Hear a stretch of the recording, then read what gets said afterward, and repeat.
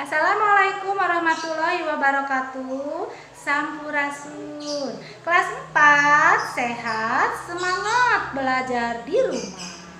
Bertemu kembali dengan Ibu Ella dalam pelajaran tematik di kelas 4. Kita masih belajar tema 4, mengenal berbagai jenis pekerjaan.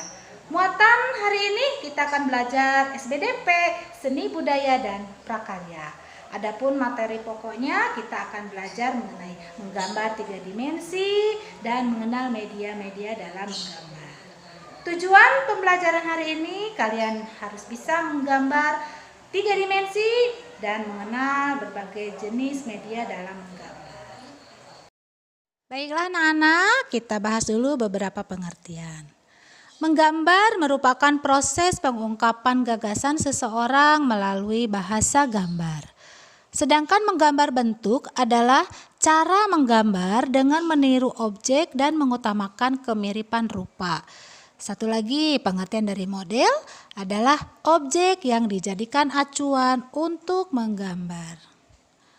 Menggambar bentuk 3 dimensi terdiri dari 3 jenis. Yang pertama adalah menggambar bentuk benda kubistis, yang kedua menggambar bentuk benda silindris, dan yang ketiga menggambar bentuk benda bebas. Apa yang dimaksud dengan menggambar bentuk kubistis? Yaitu benda-benda yang bentuknya menyerupai bangun kubus atau balok. Misalnya ada meja, kursi, lemari, bak sampah, ya, ada kotak pensil atau kulkas dan banyak lagi. Selanjutnya adalah benda silindris, yaitu benda-benda yang bentuknya menyerupai silinder atau elips. Misalnya ada botol, ada gelas, piring, mangkuk, teko, dan banyak lagi. Dan yang ketiga adalah menggambar bentuk benda bebas, yaitu memiliki bentuk bebas ya dan tidak beraturan. Misalnya ada buah-buahan, ada pepohonan, ada batu-batuan atau benda alam lainnya. Anak-anakku, kita akan mengenal media dalam menggambar. Media dalam menggambar ada 2, yaitu ada media kering, ada media basah. Nah, media kering ini contohnya adalah pensil. Pensil merupakan alat tulis yang sangat penting untuk membuat sketsa gambar ya. Biasanya kita menggunakan pensil HB ya. Nah, coretan yang dihasilkan pensil HB tidak terlalu terang sehingga sangat cocok untuk merancang sketsa awal. Nah, untuk selanjutnya bisa menggunakan pensil lunak lain, misalkan 2B, 3B, 4B, 5B dan 6B. Selanjutnya ada krayon. Krayon ini memiliki sifat padat dan lunak sehingga cocok untuk membuat gambar. Yang ketiga ada spidol. Kalian tahu spidol ya? Spidol ini terdiri dari beragam pilihan warna sesuai dengan keinginan kita. Keempat adalah konte. Nah, konte ini sejenis pensil dari bahan lunak berwarna hitam pekat ya. Biasanya sering untuk membuat gambar gradasi atau benda-benda bertekstur halus. Dan yang kelima adalah drawing pen, itu alat menggambar yang sering digunakan untuk teknik arsir atau blok. Selanjutnya media basah. Nah, media basah ini media warnanya dalam keadaan basah dan warnanya tersimpan dalam bentuk botol atau kaleng atau tube ya. Nah, yang pertama adalah cat air. Kalian pasti mengenal ya cat air. Ini dapat digunakan menggambar dengan campuran air atau tanpa menggunakan air. Yang kedua adalah cat poster atau cat plakat. Nah, ini memiliki kemiripan dengan cat air tapi lebih padat dan lebih pekat ya. Kemudian tinta bak. Nah, biasanya dinamakan apa ya? Tinta Cina ya. Nah, ini terbuat dari bahan cair pekat. Yang keempat ada cat minyak atau arsilik ya, untuk menggambar menggunakan bidang gambar berupa kain biasanya ya. Dan yang terakhir adalah ekolin. Nah, ekolin ini dari bahan cair dengan berbagai warna. Nah, sangat cocok untuk teknik blok, arsir atau gradasi warna ya. Anak-anakku, langkah-langkah menggambar 3 dimensi seperti apa ya? Yang pertama adalah mengamati dulu. Pengamatan tujuannya untuk kita melihat kita akan menggambar apa ya, bentuknya seperti apa. Nah, kemudian yang kedua membuat sketsa. Nah, membuat sketsa ini berarti kita menggunakan pensil ya. Kita lihat dulu komposisi dari bentuk bendanya ya.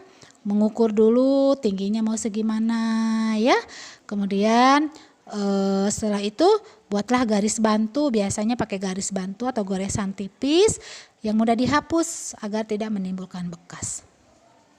Yang ketiga adalah menentukan penyinaran atau gelap terang. Nah, setelah membuat sketsa, kita menentukan sinar datang dari mana. Misalkan sinarnya datang dari atas, maka bayangan jatuhnya tepat di bawah benda itu ya. Misalkan kita menggambar cangkir atau menggambar kendi ya, sinarnya datang dari atas, maka bayangannya pasti ada tepat di bawahnya. Atau misalkan bayangan sinarnya ada di sebelah kanan, maka bayangannya akan di sebelah kiri gitu ya. Nah, kemudian menentukan teknik ya, yaitu tergantung pada alat dan bahan ya. Yang perlu diperhatikan adalah tadi bayangan yang ditimbulkan yang terkena sinar ya. Dan yang kelima adalah penyelesaian. Akhirnya setelah selesai lalu diarsir ya, lalu diperhalus, diperjelas, dipertajam gambarnya seperti yang kita inginkan. Anak-anakku, di sini ada beberapa campuran warna untuk kita ketahui ya. Campuran warna merah dan kuning akan menjadi warna oranye ya. Campuran kuning ditambah biru akan menjadi hijau, dan biru ditambah merah akan menjadi ungu ya. Nah, anak-anakku, sekarang kalian bisa perhatikan teknik menggambar dengan menggunakan bentuk benda silindris ya. Di sini kita akan tampilkan contoh cara menggambar kendi. Perhatikan baik-baik ya. Anak-anakku, kita perhatikan di sini ya langkah-langkah dalam menggambar benda 3 dimensi.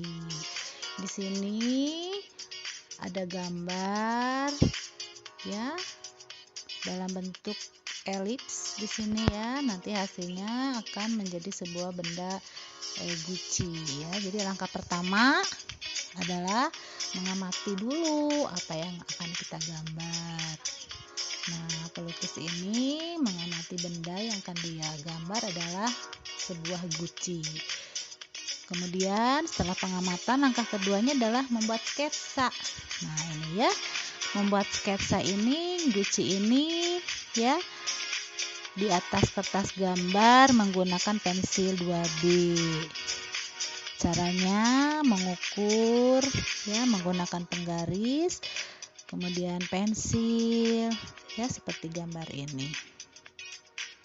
Nah, setelah membuat sketsa, langkah ketiga adalah mengarsir ya. Nah, langkah selanjutnya adalah mengarsir dengan menggunakan bayangan ya. Misalnya pada objek guci ini sinarnya datang dari atas, otomatis benda bayangannya mungkin ada di bawah ya, tepat di atas kepala kalau matahari ya, posisinya lampunya ada di atas pas. Nah, kita lihat di sini ya teknik mengarsirnya yang harus diperhatikan dengan menggunakan pensil ya. Nah, setelah semua diarsir akan terlihat bentuk gucinya seperti apa. Bisa dengan menggunakan jari, bisa juga dengan menggunakan kapas ya. Kalau ada kapas, menggunakan kapas ya. Nanti ada posisi bagian gelap, ada bagian yang terangnya ya. Ini menggunakan pensil 2B. Nah, setelah mengarsir akan terlihat hasil yang sudah jadi ya, menyelesaikan hasil yang sudah jadi. Bayangannya ada di tengah-tengah, berarti posisinya ini cahayanya ada di atas ya nak ya. Ya, menggunakan garis mengartikan bahwa posisi guci berada tepat di bawah lampu ya, di atas meja. Sampai selesai mengarsir dan nantinya akan terlihat hasilnya seperti apa ya. Nah, pelukis ini menggunakan jarinya untuk meratakan arsirannya, kalian bisa menggunakan kapas. Nah, inilah hasil yang sudah jadi. Bagus ya? Terima kasih anak-anakku. Semoga materi ini bermanfaat. Krida.